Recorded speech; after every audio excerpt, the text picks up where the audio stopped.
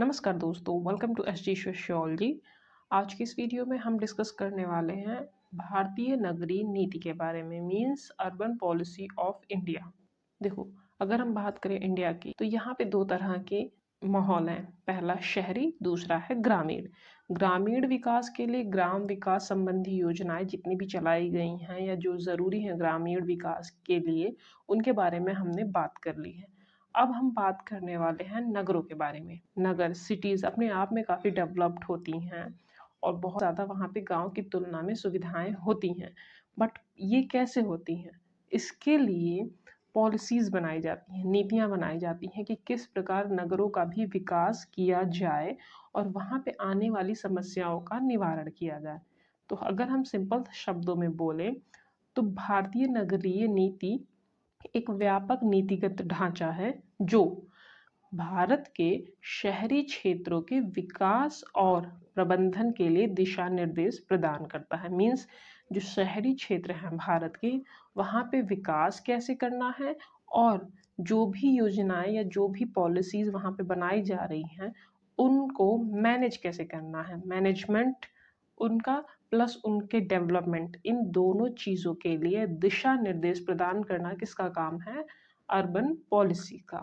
और इसका उद्देश्य शहरी क्षेत्रों के संतुलित, समावेशी और सतत विकास को सुनिश्चित करना है। साथ ही शहरीकरण से जुड़ी समस्याओं के निवारण हेतु काम करना। अब देखो, शहरी क्षेत्रों का संतुलित, समावेशी और सतत विकास सुनिश्चित करना है तो विकास कैसे होगा? वहाँ पे जो भी समस्याएं हैं या वहाँ पे जो सुधार की ज़रूरतें हैं उनको पूरा करना। और वो कैसे होगा? इन नीतियों के द्वारा। समस्याओं की अगर हम बात करें, आवास, परिवहन, जलापूर्ति, सीवेज, रोजगार और पर्यावरणीय प्रदूषण, ये कुछ समस्याएं होती हैं जो शहरों में ज़्यादा फैल रही हैं, जिसके वजह से वहाँ का माहौल, वहाँ का वातावरण, वहाँ का पर्यावरण, वहाँ के लोगों का रहन सहन सब कुछ प्रभावित हो रहा है। अगर हम आवास की बात करें, घनी आबादी शहरों में रहती है, वहाँ पे जॉब अपॉर्चुनिटीज़ ज़्यादा होने के कारण वहाँ पे लोग ज़्यादा रहते हैं। वहाँ पे फैक्ट्रीज, मिल, कारखाने होते हैं जिससे लोगों की जनसंख्या बढ़ती है, प्लस वहाँ पे परिवहन यानी ट्रैफिक जाम जैसी समस्याएं देखने को मिलती हैं। ज़्यादा लोग हैं, गंदगी है, प्रदूषण है, इसलिए सबको शुद्ध पेयजल मिल पाना ये भी एक बड़ी समस्या है। तो इसलिए जलापूर्ति, उसकी समस्या प्लस नालियों की सुविधा, सीवेज की प्रॉब्लम जो है उसको सुधारना। और पर्यावरणीय प्रदूषण तो ऐसा नहीं है सिर्फ शहरों में है, पूरे विश्व की ये समस्या है। बट हाँ, शहरों में गांव की तुलना में ज़्यादा प्रदूषण देखने को मिलता है क्योंकि वहाँ पे घनी आबादी है, फैक्ट्रीज हैं, परिवहन यानी ट्रैफिक जाम से रिलेटेड समस्याएं देखने को मिलती हैं आए दिन। तो प्रदूषण भी वहाँ पे ज़्यादा बढ़ने लगा है। इन सारी शहरीकरण से जुड़ी समस्याओं के निवारण हेतु काम करना किसका कार्य है? भारतीय नगरीय नीति का। और इन सारी समस्याओं का जब आप निवारण करते हो तो वो एरिया, वो क्षेत्र, वो शहर या वो गांव संतुलित, समावेशी और सतत विकास की ओर गति करता है। तो हमने अभी क्या समझा? भारतीय नगरीय नीति, या जिसे आप राष्ट्रीय शहरी नीति भी बोल सकते हो, एक व्यापक योजना है जो शहरी विकास को दिशा देने, उसे प्रबंधित करने के लिए सरकार द्वारा बनाई जाती है।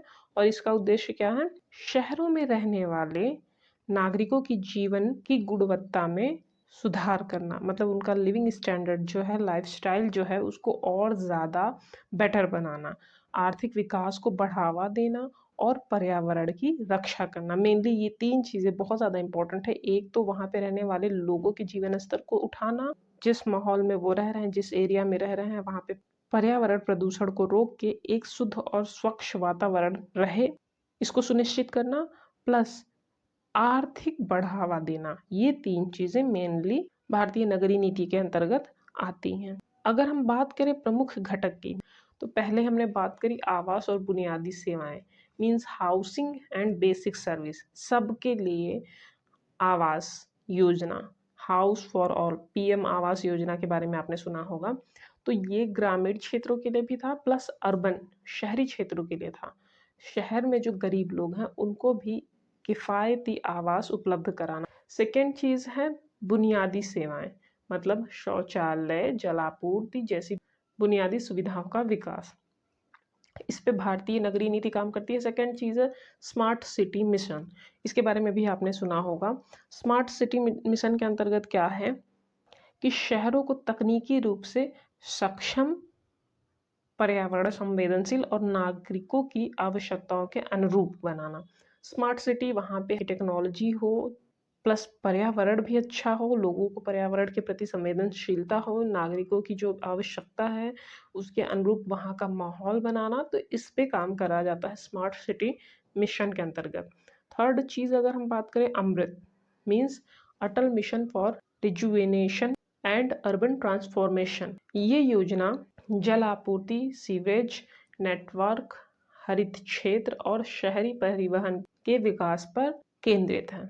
मतलब इस योजना के अंतर्गत लोगों को पीने का शुद्ध पानी मिल सके, वहाँ पे जो सीवेज समस्याएं हैं, नाली और गंदगी, गंदे पानी का बहाव, इन सब पे काम किया जाए, इसको ध्यान रखा जाए जिससे बीमारियां ना फैले। गंदे पानी प्लस पानी के जमाव, इन दोनों से ही बहुत तरह की बीमारियां फैलती हैं, तो इस पे काम करना। प्लस वहाँ पे ग्रीनरी, हरित क्षेत्र, वहाँ पे जितने हो सके पेड़ लगाओ, पार्क बनाओ, रोड साइड में पेड़ हैं तो इस पे भी काम करना। एंड थर्ड वन इज वहाँ पे मेनली जो पोल्यूशन है, प्रदूषण है, उसको कम करना और शहरी परिवहन के विकास पर ध्यान केंद्रित करना। ये सारी चीज़ें आती हैं। नेक्स्ट प्रधानमंत्री आवास योजना, इसके बारे में तो सबको पता है, ग्रामीण का अलग चला था और शहरों का अलग चला था। नेक्स्ट है शहरी रोजगार योजना, जिसके अंतर्गत शहर में रहने वाले लोगों को आजीविका के अवसर प्रदान करने पे फोकस होता है, जैसे कि दीनदयाल अंत्योदय योजना के अंतर्गत राष्ट्रीय शहरी आजीविका मिशन, जो शहरी गरीबों के लिए आजीविका के अवसर प्रदान करता है। तो ये जो योजनाएं हैं रोजगार की, वो भी इसी पे काम करती हैं कि अगर शहरों में पॉपुलेशन ज़्यादा है और वहाँ पे लोग हैं तो उन्हें रोजगार भी प्रदान किए जाएं। ज़रूरी नहीं है हर कोई एजुकेटेड हो या पढ़ा लिखा इस लेवल का हो कि वो अच्छे पोस्ट पे या अच्छे से अच्छे जॉब के लिए अप्लाई कर सके। तो ऐसे भी लोग जो नहीं अगर जॉब कर पा रहे हैं या वो स्किल्ड नहीं है तो उन्हें स्किल्ड करो, प्लस उन्हें आजीविका के अवसर प्रदान करो। ये सारे कार्य शहरी रोजगार योजना के अंतर्गत करे जाते हैं। नेक्स्ट है नगरीय शासन मीन्स अर्बन गवर्नेंस। 74वें संविधान संशोधन अधिनियम 1992 के तहत शहरी स्थानीय निकायों जैसे कि नगर पालिका, नगर निगम, इन सबको संवैधानिक दर्जा दिया गया। और चाहे आप बात करो नगर पालिका, नगर निगम, इस तरह के जो शासन प्रणालियां हैं वो शहरी क्षेत्रों में काम करती हैं उनके विकास के लिए, वहाँ पे बेसिक जो सुविधाएं हैं उनके सुधार के लिए। जैसा कि हमने पंचायती राज व्यवस्था वाली वीडियो में बात करी थी कि अगर ग्रामीण इलाकों को विकसित करना है, वहाँ पे शासन व्यवस्था बनानी है, तो वहाँ पे 3 खंड में विभाजित किया गया था शासन व्यवस्था को। पहला क्या था, ग्राम पंचायत जो सबसे निम्न स्तर पे होता है, मध्यम स्तर पे होता है क्षेत्र पंचायत, ब्लॉक लेवल पे जो पंचायत समिति होती है, और थर्ड होता है डिस्ट्रिक्ट लेवल पे जिला पंचायत। तो इसी तरह नगरीय क्षेत्रों के लिए भी शासन व्यवस्था बनाए रखने के लिए और वहाँ के विकास के लिए काम करने के लिए नगर निगम, नगर पालिका और प्लस छावनी बोर्ड, इस तरह की शासन व्यवस्था बनाई गई है।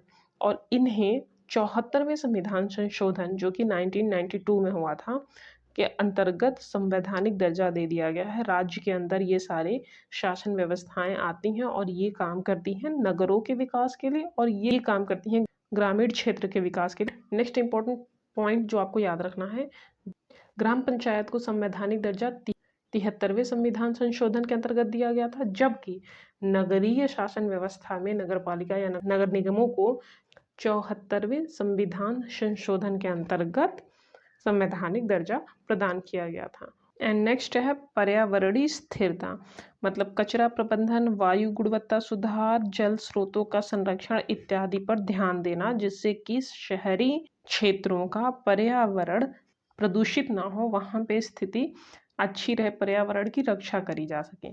तो अगर ध्यान से देखा जाए तो नगरीय नीति जो है वो मेनली काम करती है आर्थिक विकास में नगरों के।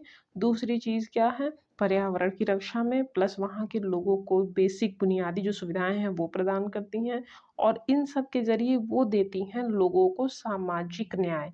मीन्स यह नीतियाँ शहरी क्षेत्रों में रहने वाले सभी नागरिकों को विशेष रूप से गरीब और वंचितों के लिए समान अवसर और सुविधाएं सुनिश्चित करने पे ध्यान केंद्रित करती हैं। देखो, रिच पीपल के पास तो पैसे हैं, वो अपना मैनेज कर लेंगे, वो अपने बच्चों को अच्छे से पढ़ा सकते हैं। अगर उन्हें लगता है इस हॉस्पिटल में अच्छे से इलाज नहीं हो रहा है तो वो इस हॉस्पिटल में भी चले जाएंगे, तो they can do better for their childrens, क्योंकि उनके पास वो सारी चीज़ें हैं जिससे वो अपने बच्चों को, अपने आप को एक अच्छा जीवन दे सकते हैं। बट ज़रूरी नहीं है कि सारे के सारे लोग रिच हों। असमानताएं हर तरह के समाज, हर तरह के देश, हर तरह के क्षेत्र में देखने को मिलती हैं। तो वो जो असमानता है, उस असमानता को कम करना, सभी को समान अधिकार और समान सुविधाएं देना, बेसिक बुनियादी सुविधाएं तो सबको प्रदान करना, प्लस समाज में एक सामाजिक न्याय की व्यवस्था बनाना जहाँ पे सबको अधिकार हो, खासकर कौन, जो गरीब और वंचित हैं उनको एक सामान्य सा जीवन जीने का एक अवसर प्रदान करना, उन्हें रोजगार का और बेसिक जो सुविधा है उस पर उनको भी प्रदान करना। इन शॉर्ट, शहरी क्षेत्र में जो पर्यावरण प्रदूषण संबंधी समस्या है या पर्यावरण में जो अस्थिरता देखने को मिल रही है, उनमें सुधार करना, पर्यावरणीय स्थिरता शहरों को प्रदान करना, प्लस वहाँ का वातावरण शुद्ध और स्वच्छ बनाने का प्रयास करना। एक और चीज़ है जिसके बारे में हम बात कर लें, ये जो दीनदयाल अंत्योदय योजना है, इसके अंतर्गत दो चीज़ें आती हैं, राष्ट्रीय शहरी आजीविका मिशन और राष्ट्रीय ग्रामीण आजीविका मिशन। शहरी आजीविका मिशन के अंतर्गत शहरों के लोगों को आजीविका के अवसर प्रदान करे जाते हैं और राष्ट्रीय ग्रामीण आजीविका मिशन के अंतर्गत रूरल एरिया के लोगों को रोजगार के अवसर प्रदान करने का प्रयास किया जाता है।